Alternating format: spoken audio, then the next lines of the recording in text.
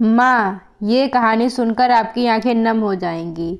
मेरी माँ एक छोटी दुकान चलाती हैं। उससे जो भी कमाई होती है उससे हमारा गुजारा चलता है।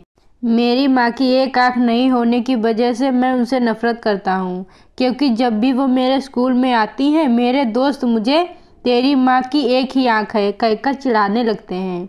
मेरी यही इच्छा थी कि मेरी माँ मेरी पर्सनल दुनिया से दूर रहे, इसीलिए एक दिन गुस्से में मैंने कहा, माँ, तुम्हारी दूसरी आंख ना होने की वजह से जब तुम मेरे दोस्तों के सामने आती हो तो वो मेरा मजाक उड़ाते हैं।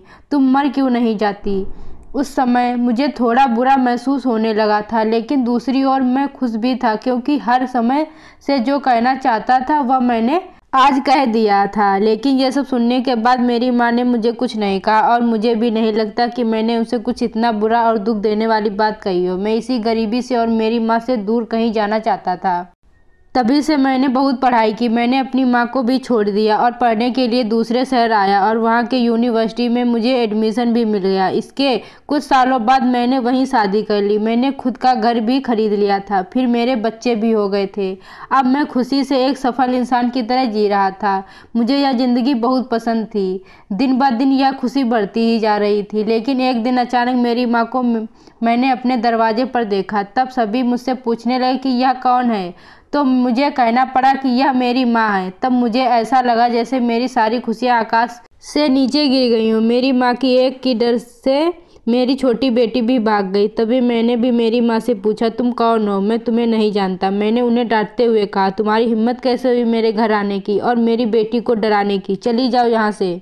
इतना सुनने के बाद मेरी माँ ने शांति से मुझे जवाब दिया, ओह मुझे माफ़ करें, शायद मैं गलत एड्रेस पर आ गई हूँ, और वह चली गई। मैंने भगवान का शुक्रिया अदा किया कि उन्होंने मुझे नहीं पहचाना। अब मैं शांत महसूस कर रहा था, और मैंने अपने आप से कहा कि अब मैं अपनी पुरानी ज़िंदगी के बारे में कभी सोचना भी नहीं चाहता।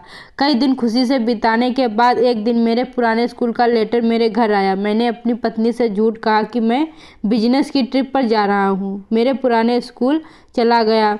उसके बाद मैं अपने पुराने घर झोपड़ी में गया। मैंने वहाँ पाया कि मेरी माँ ठंडी फर्श पर गिरी हुई थी। ये सब देखने के बाद भी मेरी आंखों से एक भी आंसू नहीं निकला। उसके हाथों में कागज़ का एक टुकड़ा था, शायद वह मेरे लिए कोई पत्र था। उन्होंने लिखा था, मेरे बेटे, मुझे लगता है कि अब मेरे जाने का समय आ चुका है और अब मैं तेरे घर भी नहीं आ सकती, लेकिन मैं एक बार तुम्हें देखना चाहती हूँ, तुझसे मिलना चाहती हूँ। मुझे तुम्हारी बहुत याद आती है, और जब मैंने सुना कि तुम यह अपने पुराने स्कूल में किसी काम से आ रहे हो तो मुझे काफ़ी खुशी हुई। लेकिन मैंने निश्चय किया कि एक आंख होने की वजह से मैं तुम्हारे स्कूल नहीं जाऊंगी, और मैं नहीं चाहती थी कि मुझे देखकर तुम्हें घबराहट हो। तुम्हें याद होगा कि जब तुम बहुत छोटे थे तब तुम्हारा एक एक्सीडेंट हुआ था और तुमने अपनी एक आंख खो दी थी।